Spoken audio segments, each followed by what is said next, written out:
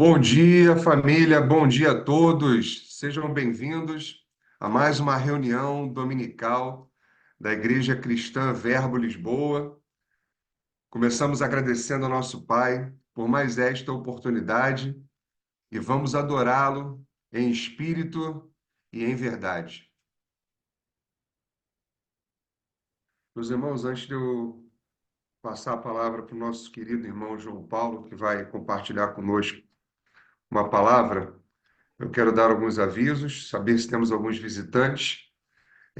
Hoje é dia de ceia, hoje é o primeiro domingo do mês de fevereiro, então eu gostaria que vocês separassem os elementos para a nossa ceia, um pedaço de pão, um suco de uva, quem tiver, se não tiver o suco de uva, né, um pouco de água, mais um pedaço de pão, que vão simbolizar, né, o que o João vai compartilhar conosco aí durante a ceia. Queria saber se tem algum visitante hoje. Se tiver, pode escrever aqui no chat, né? E depois a gente faz contato através do telemóvel ou celular, o telefone celular para quem está no Brasil, telemóvel para quem está aqui em Portugal ou na Europa, né? De uma forma geral. Sejam bem-vindos. É um prazer ter vocês aqui na família Verbo Lisboa. E Deus me deu uma palavra hoje, nesse momento de dízimos e ofertas, que está lá em 2 Coríntios 9:7. Creio que todos aqui, de alguma forma, já ouviram essa palavra. Diz as Escrituras: cada um dê conforme determinou em seu coração, não com pesar ou por obrigação, pois Deus ama a quem dá com alegria. Então, nesse momento de dízimos e ofertas, eu vou compartilhar aqui com vocês a forma que vocês podem contribuir com aquilo que sentirem no coração. Tá bem? Eu só vou pedir a gentileza que vocês, quando fizerem a contribuição pelo Pix ou pelo MBWay, Pix para quem está no Brasil, MBWay para quem está aqui em Portugal ou na Europa, que consigam colocar no finalzinho um 0,1 para a gente identificar que é para a obra da Igreja Cristã Verbo Lisboa.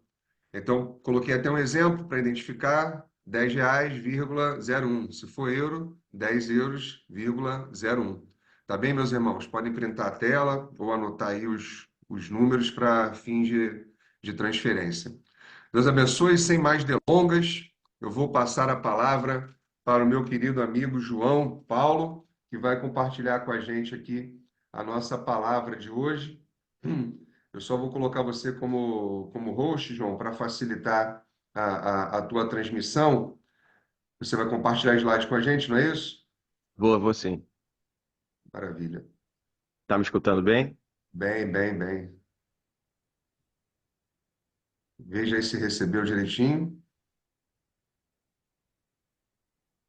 Sim. Ok, meu irmão, Deus abençoe, que o Espírito Santo te Amém. use poderosamente. Em nome de Jesus, amém. Eu não sei contar vocês, mas eu sou capaz de cantar o refrão daquela música a manhã inteira, a tarde inteira, porque eu creio que é sobre isso, sabe? Até o fim. Eu queria só mais uma vez. Eu sei que a gente já repetiu, já cantou, o refrão foi repetido 20 vezes, mas, cara, com todo o meu coração, com toda a força que há em mim. Minha vida inteira é pra te conhecer. Meu interior persegue o teu. Te seguirei até o fim. Todos os meus dias são pra ti. Jesus, todos os meus dias são pra ti, Pai. Todos os meus dias são pra ti, Senhor, até o fim, Senhor, até que o Senhor venha. Senhor, eu me coloco diante de ti, Senhor, com todo o meu coração, com todo o meu entendimento, Senhor Jesus. Feliz, Senhor, porque eu comecei mal, mas o Senhor me resgatou, Senhor. Obrigado, Jesus. Obrigado porque o Senhor me amou primeiro. Obrigado, Senhor, pelo seu amor incrível, Senhor Jesus. Obrigado porque o Senhor mudou a história da minha vida. Obrigado, Jesus, porque a sua mão poderosa me alcançou. Porque não existe lugar fundo o suficiente que o Senhor não alcance. Não existe escuridão densa o suficiente que a sua luz não ilumine, Senhor. Então eu me coloco aqui, Senhor, nessa reunião de família, porque isso aqui é uma reunião de família. Algumas pessoas eu não conheço, algumas pessoas eu conheço há pouco tempo. E tem gente aqui nessa reunião que eu conheço há mais de 30 anos. Mas todos nós somos família. E eu me coloco aqui, Senhor Jesus, na expectativa daquilo que o Senhor tem a falar, não aquilo que eu tenho a falar. Que em nome de Jesus eu não atrapalhe, Senhor, a sua mensagem. Eu me coloco aqui, Senhor, reconhecendo, Senhor, todas as minhas fraquezas, fragilidades, limitações, Senhor Jesus. Eu entrego, Senhor, o produto, Senhor, dessa reunião a Ti, Senhor. Eu entrego, Senhor Jesus, aquilo que for falado e ouvido, Senhor, a Ti. E aquilo que for falado, Senhor, encontre corações preparados, Senhor. Então, prepara os terrenos, Senhor Jesus, para que a palavra viva, a Sua palavra viva, Senhor, alcance o objetivo, Senhor. Porque a Tua palavra diz que ela não volta vazia. Ela não volta vazia. Então, essa reunião é Tua, Senhor. A chave dela é Tua, Senhor. Em nome de Jesus. Amém, pessoal? Que honra, que privilégio, que momento histórico, que coisa linda. Valeu, Fernando. Que coisa linda esse projeto é de Deus, da Igreja Verbo em Portugal. Que projeto, que coisa linda o projeto de Deus, a igreja, a sua igreja, Senhor, na Europa, Senhor. Esse lugar abençoado, Senhor, que como a gente vai ver hoje, ah, é de uma importância para o cristianismo gigantesca. É de uma importância gigantesca. E o Senhor ama a Europa. O Senhor ama cada pedaço do planeta porque foi Ele que fez. Então, para aqueles que não me conhecem, meu nome é João Paulo. Eu vou falar igual crente. Eu sou marido da Patrícia. Tem que ter fala de crente. Sou pai da Gabriele, do Rafael. Minha filha Tara Jocum é missionária. Orem por mim. Orem por mim. E não tá fácil, mas tá lindo. E hoje eu gostaria de compartilhar uma palavra de Deus para vocês. Vou pedir para que vocês se mutem, ou o anfitrião, se puder mutar o pessoal aí para ficar mais fácil.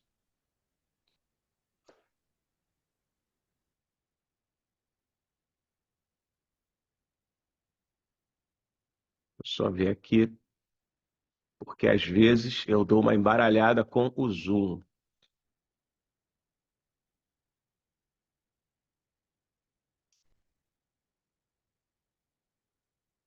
Vê se vocês estão vendo a tela cheia, por favor. Está vendo a tela cheia? Amém. Vamos lá, Evangelho em Portugal e na Europa. As boas novas em Portugal e na Europa.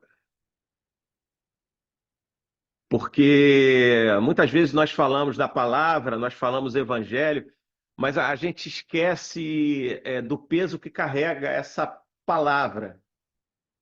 Porque nós somos os portadores das boas novas. Nós somos aqueles que carregam as boas novas, devemos ser até o fim, perseguindo a face de Jesus, perseguindo a verdade de Jesus, se apegando à verdade, à palavra, ao Espírito Santo, com todo o nosso entendimento, toda a nossa força, até que ele venha. Nós somos aqueles que resistem.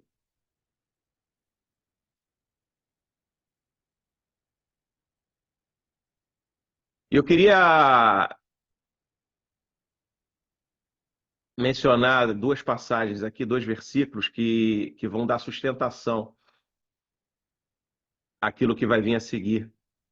Salmo 24:1. Do Senhor é a terra e tudo o que nela habita. Do Senhor é a terra e tudo. Não são algumas coisas que são do Senhor, tudo pertence a Cristo. O mundo e os que nele vivem. Todo mundo e todos os que nele vivem pertencem ao Senhor. Lá em Josué 1:3, como prometi a Moisés, todo lugar onde puserem os pés eu darei a vocês. Todos. Todo lugar onde puserem os pés eu daria a vocês. Então, assim, eu creio muito na intencionalidade da busca, sabe, pessoal? Eu creio que tudo que nós vamos fazer, porque tudo é para o Senhor, o nosso trabalho é para o Senhor, a nossa oração é para o Senhor, o nosso louvor é do Senhor, a nossa família é para o Senhor, o nosso estudo é para o Senhor. Então, tudo que nós vamos fazer, nós precisamos ser intencionais nas nossas buscas, intencionais nas nossas batalhas. Nós precisamos ser intencionais. E eu queria, antes de entrar na palavra, eu queria só ressaltar o porquê que a Europa é importante. Tem pessoas aqui nessa reunião que moram na Europa há um tempo, moram há pouco tempo, tem pessoas que não moram na Europa, mas independente se você está na Europa ou não, se você está no Brasil ou não, o nosso radar ele precisa ser apontado para lá também. Porque a Europa, eu gosto de lá, eu conheço quase 10 países, eu não moro na Europa, mas eu já fui muito. Eu gosto a Europa, costuma-se dizer que ela tem uma relevância histórica, e fala-se muito da relevância histórica medieval da Europa, por causa dos castelos e construções. Mas a Europa ela tem uma relevância importantíssima no cristianismo, na palavra de Deus. O Senhor usou o continente europeu de maneira intencional, como ele sempre é intencional, para que nós estejamos agora aqui falando sobre Jesus no Brasil. Então, por que que a Europa é importante? O porquê que é tão relevante a implementação, por exemplo, da Verbo Portugal no continente e dezenas de outras que estão chegando. O povo de Deus, ele precisa acordar para o discernimento das coisas, porque sem o discernimento o povo perece. Existem estratégias espirituais, estratégias de avanço do reino, de conquista de território, que passam pela Europa. Porque, veja só, a gente fala muito em apóstolo, emissário. Apóstolo no grego é uma palavra onde, no Império Grego, você tinha um território conquistado e o imperador mandava alguém lá para helenizar aquele lugar, que é trazer a cultura grega. Ou seja, você transformar culturalmente um território que já pertencia à Grécia. A terra e tudo o que nela existe é do Senhor. O mundo que já está conquistado é do Senhor. A única coisa que nós fazemos é ir e implementar a cultura do reino. Então a Europa é importante para que nós implementemos a cultura do reino nesse lugar que foi e é de extrema importância para a gente.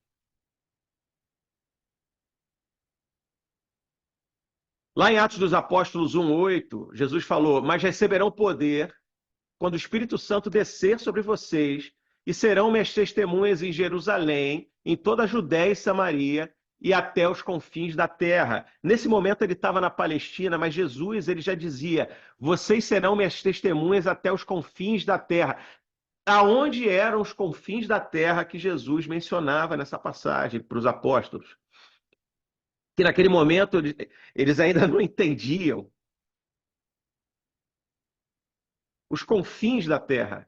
Aonde eram os confins da terra que Jesus mencionava e as pessoas só escutavam, os apóstolos escutavam, tá, tudo bem, mas a gente vai para longe. De repente, o confim da terra para eles era na Mesopotâmia. Aonde eram os confins da terra? Esse slide que eu passei foi a vastidão do Império Romano à época de Jesus. Roma, o Império Romano, eram os confins da terra que Jesus falava. O Império Romano, que a Europa, na figura do Império Romano, foi o veículo que levou as boas novas até os confins da terra. Porque o mundo conhecido era delimitado por Roma. Hoje nós sabemos que é muito mais, mas Roma foi o veículo que levou as boas novas até os confins da terra. Jesus já sabia, obviamente, disso. E qual é a importância histórica da Europa? Qual é a importância histórica da Europa na projeção de Roma? Eu queria fazer um passeio com vocês. Eu sei que vocês estão na Europa. E como eu falei, a relevância histórica medieval é clara e patente. Mas eu queria que vocês fizessem o exercício comigo nessa aventura através do passado, para que nós entendamos qual é a relevância histórica no cristianismo para a nossa história. O que tem a ver com a nossa fé, a Europa. Você veja, na primeira perseguição, que ela foi feita pelos judeus, naquela época o Império Romano não considerava ainda o cristianismo uma ameaça. Então, o próprio Império Romano freou a perseguição que poderia extinguir a fé cristã. O Império Romano foi o veículo que protegeu. A partir de Nero, a perseguição ela ficou oficial, cruel, brutal. E Nero perseguiu os cristãos de maneira trucidando eles até a sua morte. Possivelmente foi ali que Paulo morreu. Depois, o imperador Domiciano, ele decretou a sua própria divindade, porque antes os imperadores eram divinizados mortos, mas o imperador Domiciano falou, não, eu quero ser divinizado vivo. Obviamente, os cristãos se contrapuseram a isso, como João, por exemplo, por isso ele foi exilado na ilha de Patmos. Foi nessa época que ele se levantou contra essa heresia e ele foi exilado, mas outros foram mortos, por exemplo. Muito tempo depois, o imperador Décio instituiu que os cristãos eram ateus. Vocês, cristãos, são ateus. Foi uma ideologia do momento. Então, como os cristãos não adoravam a mitologia grega, como eles declararam que Jesus é o Senhor, eles foram considerados ateus e foram mortos, presos. Depois, durante o reinado de Diocleciano, edifícios foram destruídos, cultos foram proibidos. Hoje, isso que nós escutamos em alguns lugares, isso foi instituído em todo o Império Romano. Não foi pontual. Em todo o Império Romano, os cultos foram proibidos, escrituras foram queimadas, prédios destruídos. Pessoas foram presas, cristãos presos, brutalmente torturados. E eram torturas. Eu sei que na Europa tem, eu acho que cada cidade tem um museu da tortura. Né? Eu não sei qual é a paixão do homem pela dor, mas os cristãos foram brutalmente torturados. Mas, queridos, nesse momento de perseguição cruel e implacável, nesse momento, foi o período que a igreja cresceu. Nesse momento, a igreja se organizou de maneira universal. Nesse momento, ela se estruturou. Nesse momento, a Bíblia foi estruturada, como Antigo e Novo Testamento. E aí, mais tarde, a curva vira de novo.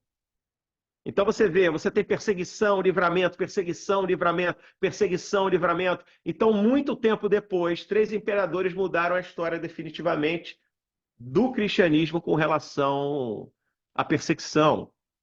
3 imperadores. Galério criou o Edito de Tolerância, onde a perseguição começou a ser amenizada. Ela foi decretada, mas ainda existia.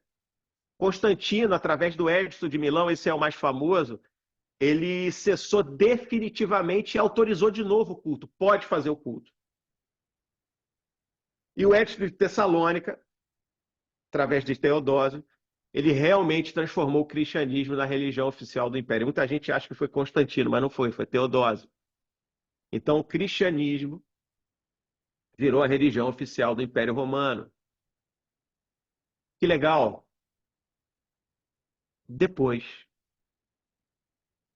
sem perseguição, a própria igreja se corrompeu de novo. E aí vieram os pré-reformadores, os reformadores, que devolveram a igreja num movimento para devolver aquilo que era original para ela.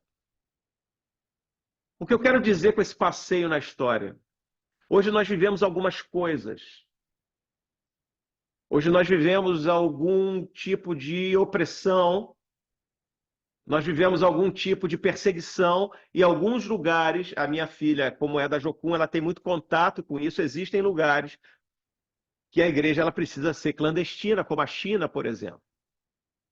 E é o lugar que a igreja mais cresce. O que eu quero dizer com isso, queridos, é que Romanos 5,20 diz que onde aumenta o pecado, a graça abunda ainda mais. Portanto, ter bom ânimo. Ter bom ânimo. Porque o que nós estamos passando, esse sentimento de urgência e alerta, a igreja do Senhor passou ao longo da história. E a Europa foi o lugar de amadurecimento da igreja. As perseguições e as tentativas de distorções sempre houveram, mas a Europa foi escolhida por Deus para ser um lugar de maturação. Você é um lugar de maturação. Porque aquilo que se levanta contra você, aquilo que se levanta ao seu redor, aquilo que talvez você não saiba sabe aquela ameaça que você não sabe o que é, mas você sente que está ao seu redor, aquela pressão, aquele esfriamento, ou talvez aquele sentimento de urgência, que foi esse sentimento de urgência que levou o nosso irmão Fagner e a irmã Carol a se catapultarem para a Europa, e eles nem sabiam o porquê. Hoje está começando a ser descortinado isso. Esse sentimento de urgência ou alerta é você sendo amadurecido e preparado para algo muito maior. Creia nisso. Porque você é a igreja do Senhor Jesus. E a igreja do Senhor Jesus, ao longo da história, ela teve tentativa de atentado terrorista o tempo inteiro. Perseguidores caíram. Ameaças implacáveis, aparentemente invencíveis, viraram pó. Mas a igreja do Senhor permanece. Amém?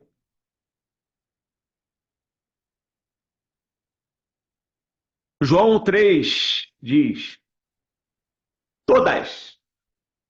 todas as coisas foram feitas por intermédio dele. Sem ele, nada do que existe teria sido feito. Ele não saiu do governo. Ele governa. Em Salmo 119, 105 diz: a tua lâmpada, a tua palavra é lâmpada que ilumina os meus passos. A tua palavra é lâmpada que ilumina os meus passos e luz que clareia o meu caminho. A palavra de Jesus ilumina os nossos passos. Então, busque na palavra. Ah, mas eu não compreendo muito bem. Obedece o que ele diz. Busca na minha palavra. Busca em mim. Mas eu ainda não compreendo. Isso não faz muito sentido para mim. Busca na palavra. A obediência compensa a maturidade. A obediência compensa o entendimento. Porque aquilo que você está sentindo, que você ainda não sabe o que que é o Senhor falando com você. É o Senhor querendo se revelar a você. E não importa se você é novo na fé, se você ainda não é cristão, não importa se você tem 50 anos de evangelho, o Senhor quer falar coisas novas, inéditas, mostrar caminhos, soluções, missões. Obedece, porque a obediência compensa o entendimento.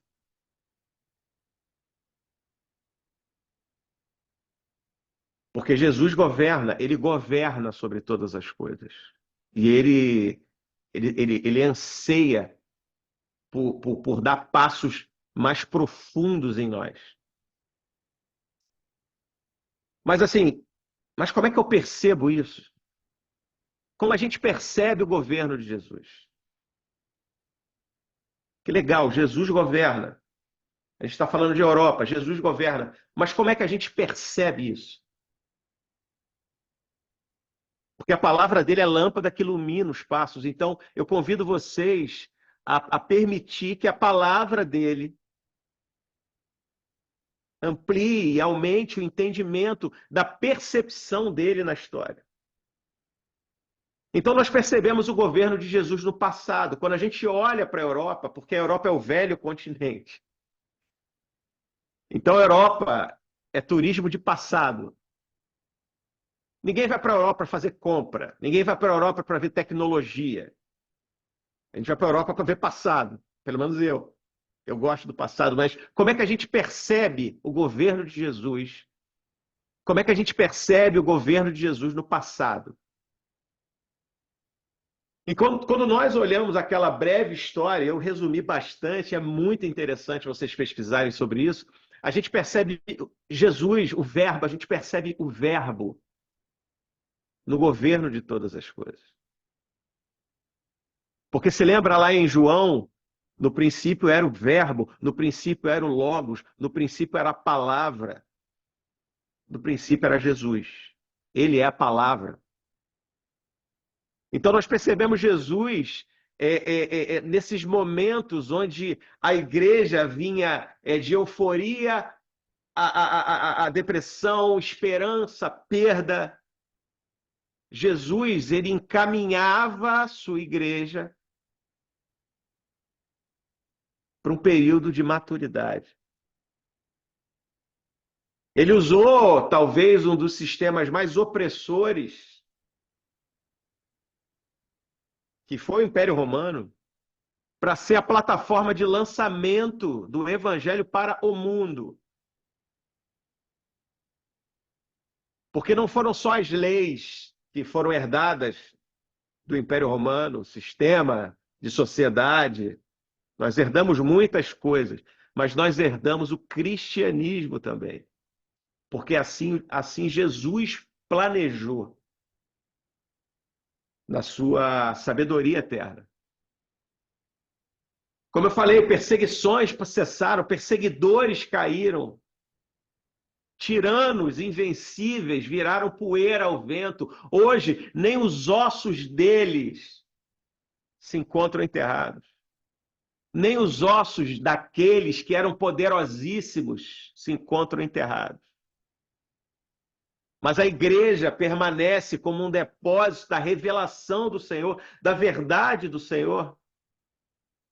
Porque hoje nós não nos lembramos dos tiranos, nós nos lembramos dos mártires.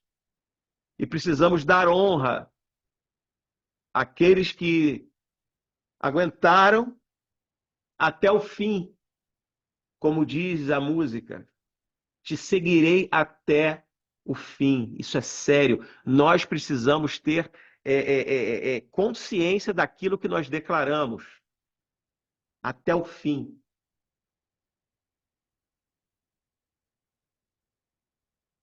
Ele preparou essas pessoas. O Senhor levantou essas pessoas para que sejam usadas por Deus, para que a palavra dele permaneça, porque a palavra diz que os propósitos, os planos dele são infalíveis. Então, quando nós dissemos, Senhor, eis-nos aqui, eis-me aqui, Senhor, você precisa ter consciência do peso daquilo que você está declarando. Quando você diz, eis-me aqui, usa-me a mim, você automaticamente entra na história e no radar do Senhor como um remanescente, um depósito. E o mundo espiritual todo olha para você.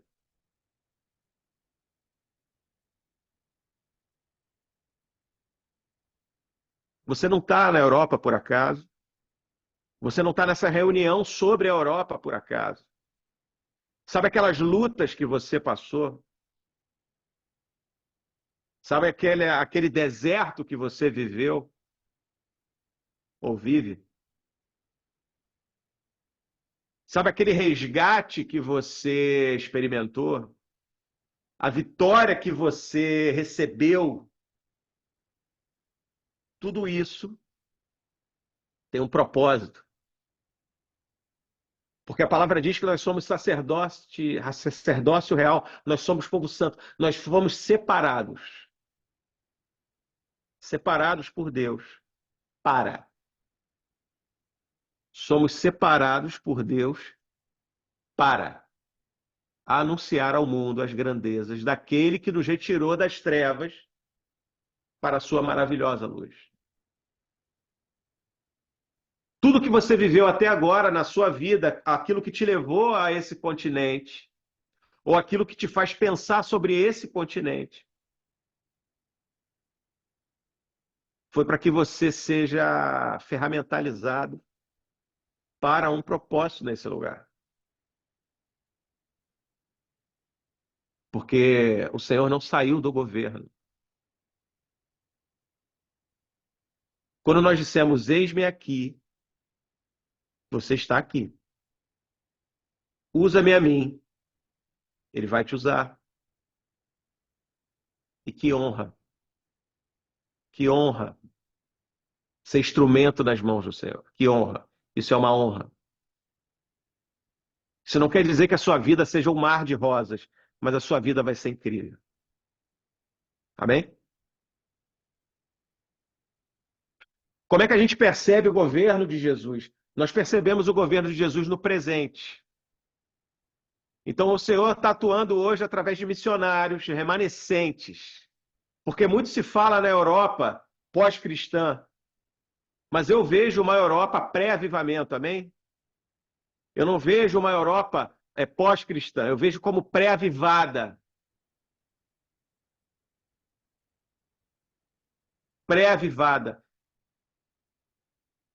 Pessoas, a igreja do Senhor, estão indo para esse continente, rompendo o bloqueio do secularismo, rompendo o bloqueio do pluralismo, rompendo o bloqueio do materialismo. Então, aquela barreira ideológica, aquela barreira de mornidão, aquela barreira que parece intransponível,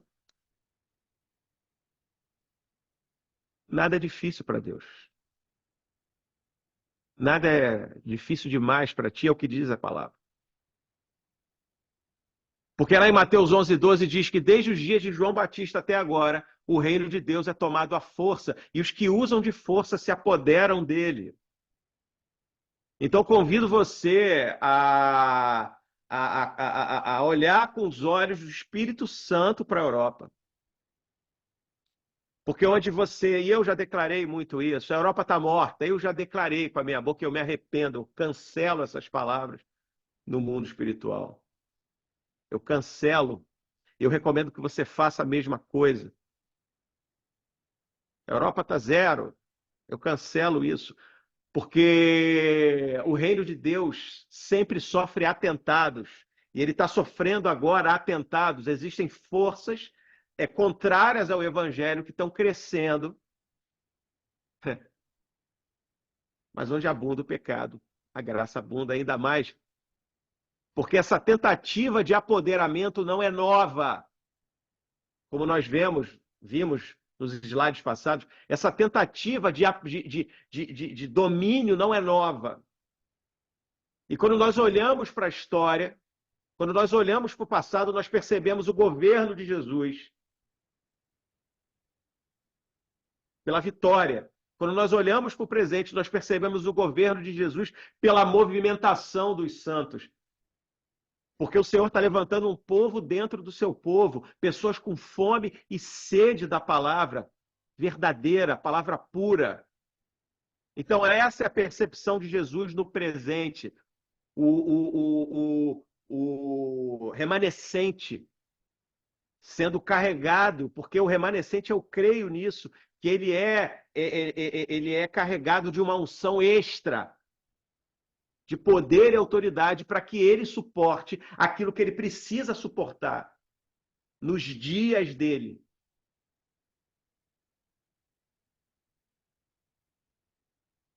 E nós percebemos o governo de Jesus no futuro. Porque a palavra diz que existe uma esperança viva que não desampara, não decepciona. Em Salmo 102, 18, 20, escreva isso para gerações futuras. Um povo que ainda será criado louvará o Senhor, proclamando: do seu santuário nas alturas o Senhor olhou.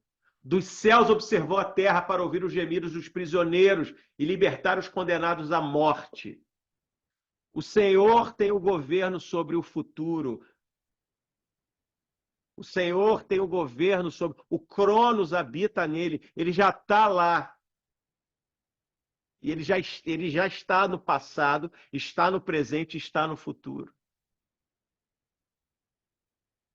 Então, não importa o que você está passando, não importa o horizonte que você vê, existe uma esperança posta à frente. Essa esperança é a percepção do governo de Jesus no futuro. A esperança, existe a palavra, existem profecias. Crê somente, porque a obediência compensa o entendimento. A obediência compensa a maturidade.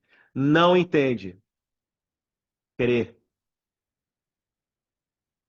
Faz como os serviçais do casamento de Caná. Quando a mãe de Jesus disse: faça tudo o que ele mandar. E eles não perguntaram, eles só fizeram. E houve bênção. Não questiona. Busca. Mas a Bíblia não faz muito sentido para mim. Busca, ora. Mas eu não vejo, eu estou orando muito, eu não vejo as coisas mudando. Busca, ora. Busca, ora. Obedece. Porque existem profecias ao seu respeito e a respeito do povo de Deus e a respeito do planeta Terra, a respeito da Europa. Lá em Hebreus 12, 28. Portanto, já que estamos recebendo um reino inabalável, sejamos agradecidos. E assim, adoremos a Deus de modo aceitável, com reverência e temor. Então, nesse passeio da história que nós fizemos, o que nós vimos ali, gente? A remoção daquilo abalável. E a permanência daquilo que é inabalável. A verdade, ela sofreu atentados desde sempre. A verdade, ela sofreu atentados desde sempre, mas ela se mantém. A verdade sobre a Europa é inabalável. Governos vão passar. Não tema o que faz o homem. Não tema o que faz o homem. Ideologias vão passar. Ataques brutais que nós nem experimentamos ainda, mas é bem provável que experimentemos ainda na nossa geração.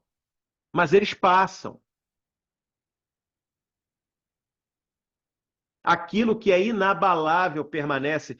E nós podemos olhar para o continente europeu, mas você pode fazer um recorte da sua vida. A verdade que você carrega, ela sofreu atentados sistemáticos, talvez desde a sua infância. A sua identidade teve tentativas de corrupção, de distorção, possivelmente desde a sua infância. Tentaram guiar os seus pensamentos para lugares ruins. Disseram que você é quem você não era. Disseram talvez que você não ia dar certo, que você é um fracassado, que você é feio, que você é esquisito. Ou talvez disseram que você é a melhor pessoa da galáxia, do mundo. Porque as distorções são para baixo e para cima. Tentam dizer que a gente é menor do que a gente é e tentam dizer que a gente é maior do que a gente é. Tudo isso vem do inferno. Assim como a Europa, nós sofremos distorções, tentativas de distorções, e algumas foram bem-sucedidas na nossa identidade. Mas glória a Deus, porque o Senhor é a lâmpada, a palavra dele é a lâmpada que ilumina os nossos caminhos. E nós voltamos, nós temos sempre ele para voltar. Com um abraço de perdão. Jesus, queridos, não busca pessoas perfeitas, tá? Jesus não busca os top. Os apóstolos dele falam sobre isso. Pescadores, pessoas iletradas, pessoas erradíssimas, assassinos. Simão, o Zelote, era um assassino, porque os zelotes eram terroristas da época. Você tinha corruptos, como Mateus, por exemplo, dentre outros, que a Bíblia não relata os pequenos erros e grandes de alguns. Mas Jesus busca verdadeiros adoradores, aqueles que olham para ele e falam: eu não quero mais a mim. Eu me abandono e eu escolho seguir você, Jesus. Eu escolho te seguir, Jesus. É esse que Jesus busca. São esses que estão se levantando na Europa, estão fazendo a diferença. São remanescentes que ele separa. Porque a palavra diz que nós habitamos com ele nas regiões celestiais para anunciarmos às gerações futuras todo o seu amor e glória. Então existe um propósito na sua vida, querido. Você, a sua identidade, ela é alvo do sistema de mundo desde sempre. A identidade da Europa é alvo do sistema de mundo desde sempre. E existem anestesias que fazem com que esse plano seja mais palatável. Dinheiro é uma anestesia. Sucesso é uma anestesia. Porque assim como a Europa, como ela tem uma estabilidade financeira relativa, e agora nem tanto, mas ela sempre teve uma estabilidade financeira relativa, o inimigo fala: não precisa de Jesus. Assim como nós, um risco da prosperidade do mundo é parar de ler a Bíblia, por exemplo, porque a métrica do mundo, que muitas vezes entra na igreja, diz: se você tem dinheiro, está tudo bem. Por isso que o continente mais avivado do mundo é a África, onde milagres acontecem, sinais incríveis acontecem, um lugar de privação material, um lugar pobre que é vivo. Então aquilo que é inabalável permanece. Persiga o que é inabalável. Porque as tentações do mundo, as tentações da Europa, quais são as tentações da Europa? O materialismo. Quais são as tentações da Europa? A estabilidade. Para aqueles que são do Brasil, a falta de violência. E a gente tende a ficar flat, para quem surfa. A gente tende a se acomodar. As permissividades da Europa, a pornografia. Afinal de contas, todo mundo faz. Qual o problema? Bebida, a Europa bebe muito. A Europa bebe muito. Ah, mas isso. A Bíblia fala para a gente se manter sempre alerta e sóbrio, para sempre que alguém perguntar sobre a nossa esperança. Então você se embriaga, você não vai conseguir falar de Jesus. Não é sobre o que pode ou não pode, é o que se deve ou não deve fazer. Então essas relativizações da Europa contaminam as pessoas que vão para aí. Então, por isso, querido, ande com pessoas cheias do Espírito Santo. Faça uma patota. Busca. Nem que seja online. Sozinho, a gente corre o risco de perecer. Vamos lá, 2 Coríntios 10, 3, 5. Embora vivamos como homens, não lutamos segundo os padrões humanos. As armas com as quais lutamos não são humanas, ao contrário, são poderosas em Deus para destruir fortalezas. Destruímos argumentos e toda pretensão que se levanta contra o conhecimento de Deus e levamos cativo todo pensamento para torná-lo obediente a Cristo. Mas tá, o que a gente deve fazer então? Eu aqui na Europa, eu orando sobre a Europa, eu querendo ir para a Europa, o que eu faço? Primeiro, o que você não deve fazer. Você não deve lutar com as armas do mundo. Porque existem muitos cristãos usando armas do mundo.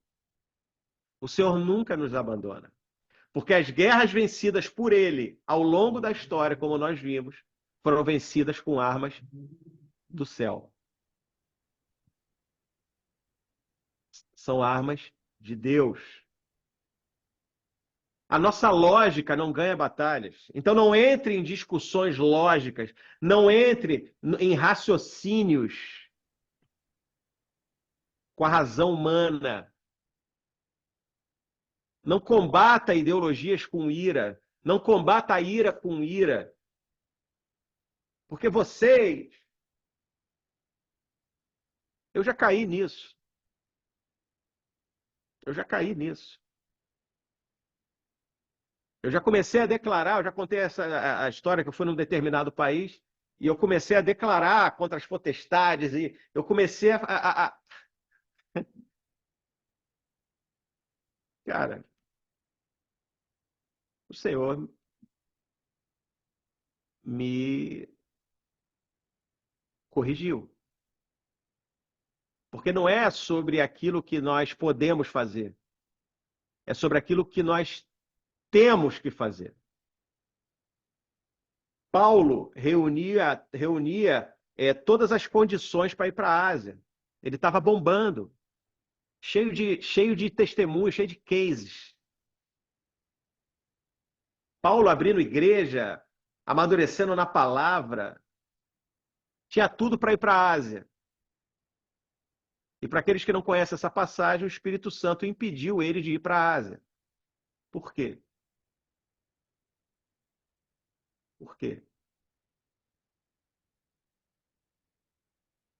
Não é sobre o que você tem que fazer, é sobre o que você deve fazer. Saul,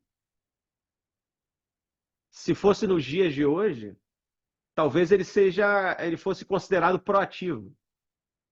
Samuel estava demorando, ele resolveu. Então, Samuel, já está tudo certo, eu resolvi, ok?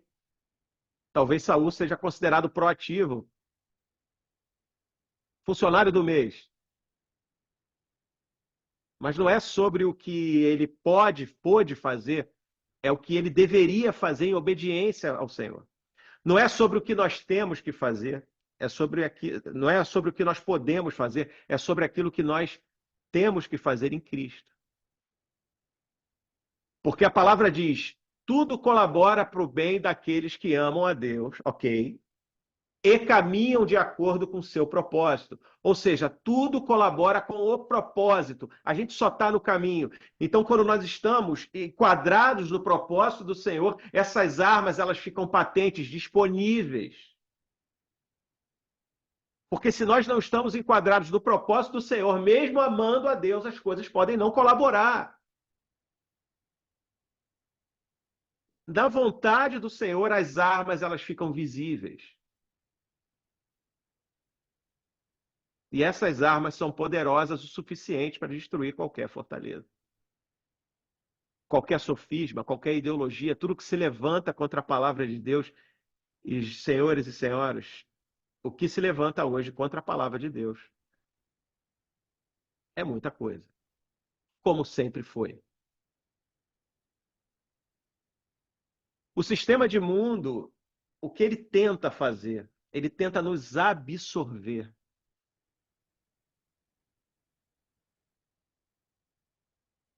Existem locais que a estratégia é fechar a igreja, mas a estratégia de hoje é absorver a igreja e secularizar a igreja.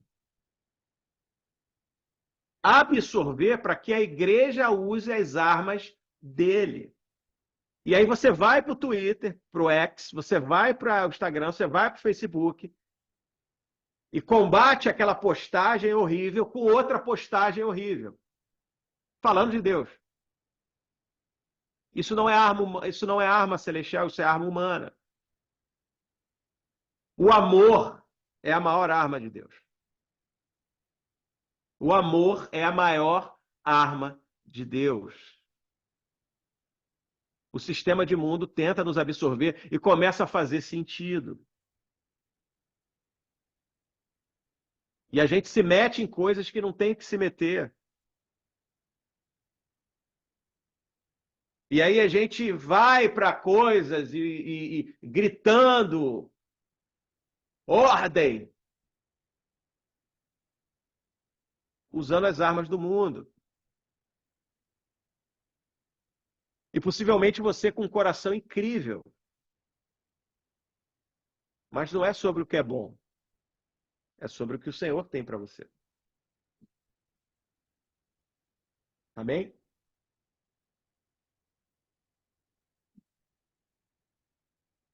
É sobre o que o Senhor tem para você. Então diga não. Diga não. O povo perece por falta de conhecimento. Então, o dom que você deve buscar de Deus é discernimento de espírito, para que você veja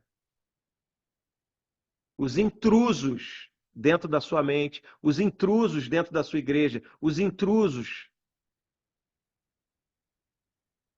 Porque lá em cima, na palavra, diz que levamos cativo todo pensamento para torná-lo obediente a Cristo, porque se nós não tomamos o nosso pensamento obediente a Cristo, o pensamento vai para lugares horríveis. Horríveis. E nós nos distanciamos da vontade do Senhor. Amém?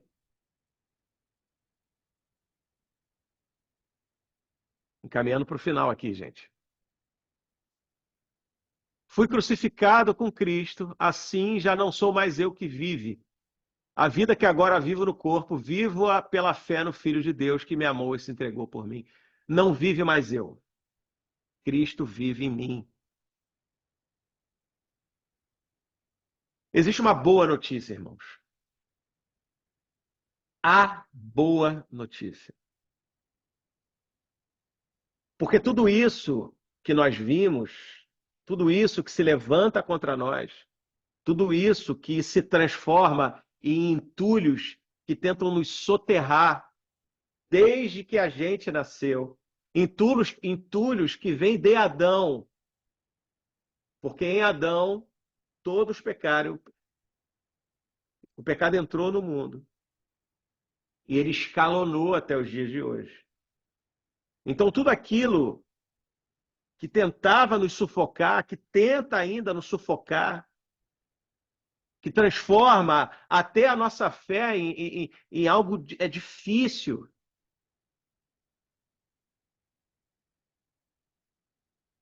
Jesus diz: me dá, é meu. Isso que te amedronta, isso que tira a tua esperança, todas as perseguições, todas as mentiras, tentativas de distorções, o teu passado, o teu presente, o teu futuro, me dá.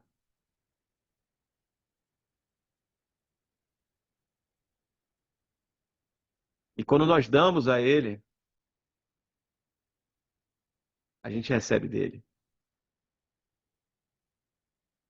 O fardo dele que é leve.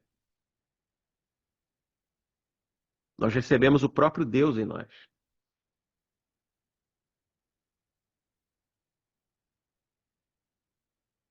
Porque esse fardo, esse peso, que sistematicamente insiste em voltar na nossa mente, ele nos tira as percepções espirituais. Nós ficamos com dificuldade de ver, ouvir, perceber quem nós somos. Porque o mundo grita ao nosso ouvido uma identidade que não é a nossa. O mundo grita no seu ouvido desde sempre. Você viu a história do Império Romano, no cristianismo, a história do cristianismo dentro do Império Romano. Desde ali também, o mundo grita uma identidade que não é a sua. Você escutou coisas, você ouviu e viu coisas, você está olhando coisas agora que te deixam com medo. Você está vendo coisas que tiram tua perspectiva, que tentam roubar a sua esperança. Jesus diz: venham a mim todos aqueles que estão desesperados e aflitos. Porque você pode não estar desesperado e aflito com algo com relação à sua vida, ou tá, mas eu tenho certeza que nós todos estamos desesperados e aflitos com a situação do mundo. As guerras, as guerras entre familiares, não só guerras armadas, iminências de bombardeios nucleares, mas eu creio que a guerra mais cruel é a guerra na mente. Essa cria todas as outras. A guerra na mente cria todas as outras. Se nós não tomarmos o nosso pensamento cativo a Cristo e ensinarmos, inspirarmos as pessoas a isso, as outras guerras vão vir. Só o cristianismo tem resposta para esse mundo. Só Jesus tem resposta para esse mundo. Jesus é a resposta. E ele morreu por nós. Jesus morreu por você e por mim. Para que nós nos esvaziássemos daquilo que nós precisamos nos esvaziar. E eu queria agora que você pegasse os elementos da ceia, para que a gente faça algo diferente um pouco.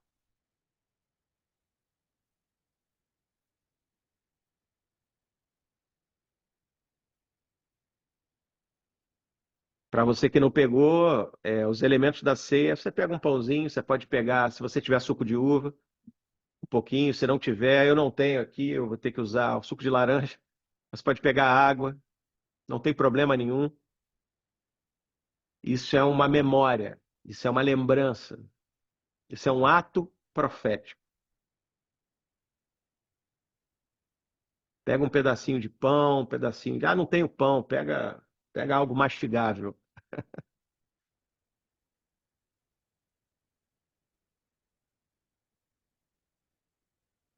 Vou dar mais uns 20 segundos aí para vocês pegarem.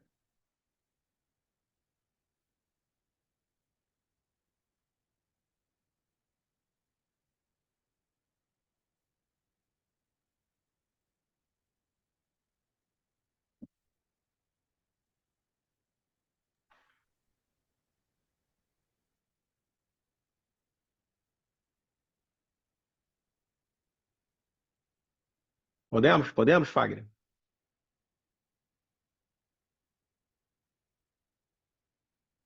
Jesus se entregou na cruz. E lá no começo dessa reunião, eu mencionei que nós precisaríamos ser intencionais em tudo que fizemos, não foi isso? Nós precisamos ser intencionais, porque senão o risco de virar um rito é grande. Se nós não formos intencionais, o risco do evangelho virar um ritual é grande. Tudo que nós fazemos é por Cristo. Então a palavra diz que ele se entregou por nós e ele levou sobre si tudo aquilo que nos afligia, as nossas enfermidades. O que que nos aflige? Ele levou sobre si as nossas enfermidades. Quais são as nossas enfermidades? Ele levou sobre si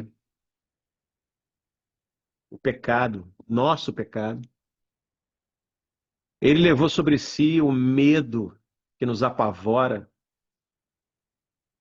o medo de repetir o passado, o medo do presente, o medo do futuro. Ele levou sobre si as nossas inseguranças. Será que vai dar certo? Será que eu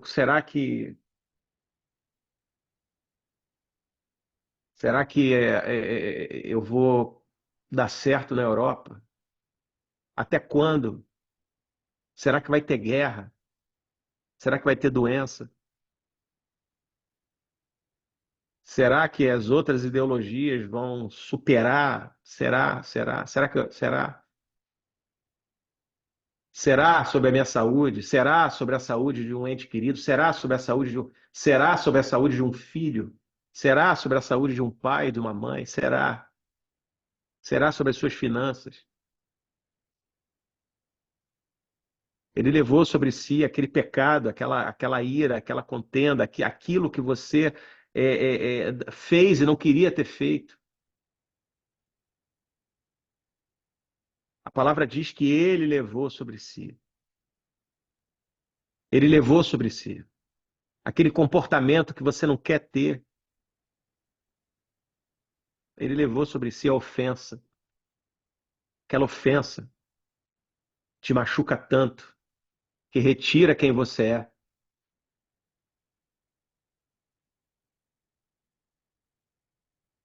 Então, pelo sacrifício na cruz, ele levou sobre si aquilo que precisa sair. Então, a palavra diz para que nós façamos isso em memória dele.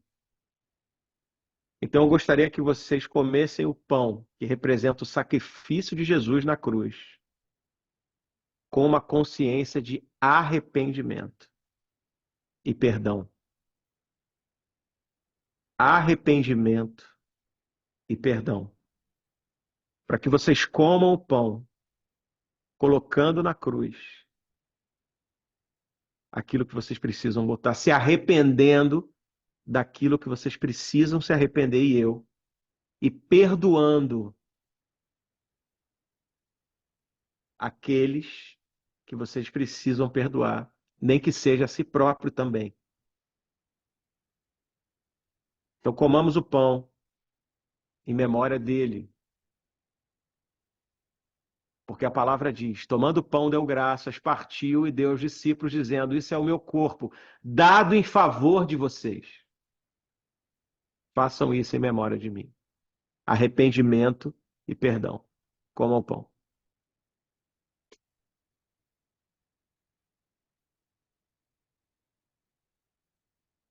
Obrigado, Jesus. Obrigado, Espírito Santo.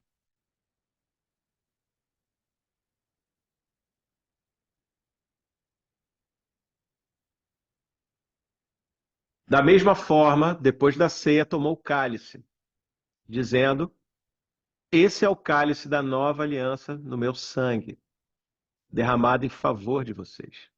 Então, eu gostaria que vocês bebessem em memória dele, em memória do sangue dele, com a consciência que esse sangue nos cela numa promessa, num acordo eterno, porque através do corpo nós nos esvaziamos daquilo que nós precisamos nos esvaziar, e através do sangue nós nos preenchemos dele. Porque não basta só nos esvaziarmos, ele nos preenche. Então, beba o cálice com a consciência intencional que ele preenche.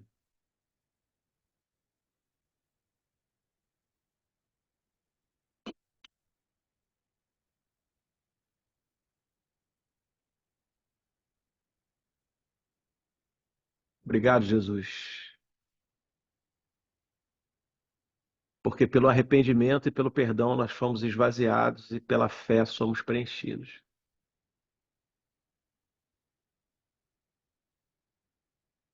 Obrigado, Jesus, porque o Senhor é tudo para nós. Obrigado pelo sangue, Senhor, que nos preenche, que nos cela, Senhor, que nos encapsula, que nos faz andar mais uma milha. Obrigado pelo sacrifício, Senhor Jesus, que nos trouxe a paz. Não a paz circunstancial. Não a paz que depende daquilo que acontece ao nosso redor, mas uma paz que é uma habitação. Obrigado porque nós habitamos em Ti agora.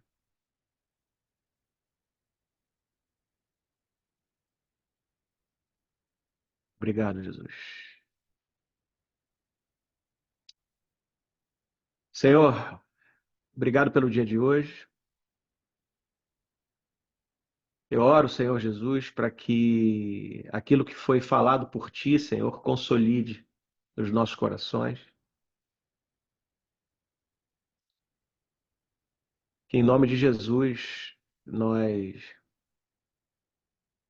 consigamos, Senhor Jesus, nos despir de nós mesmos, nos abandonar, Senhor, para que definitivamente o Senhor viva em nós e através de nós. Eu oro pelos meus irmãos na Europa, fortalece eles em Ti, Senhor. Eu oro, Senhor, por esse continente abençoado que foi tão importante na nossa história, Senhor. Eu oro, Senhor, para que eles sejam torres de oração, torres vivas, torres vivas. Eu oro para que cada um, Senhor, passe por um avivamento pessoal, porque eu declaro que as portas do inferno não vão resistir àquilo que passa através deles, em nome de Jesus. Amém, gente. Fagner acho que vai botar um louvor que eu queria finalizar com aquele novamente, se possível.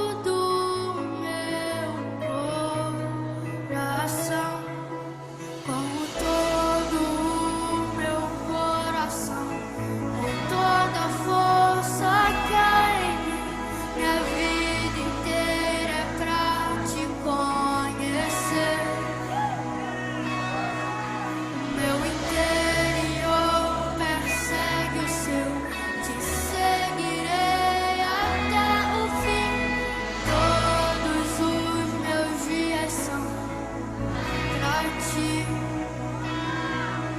com todo o meu coração, com toda a força que há em mim, minha vida inteira é pra te conhecer. Meu interior persegue o seu, te seguirei até o fim. Todos os meus dias são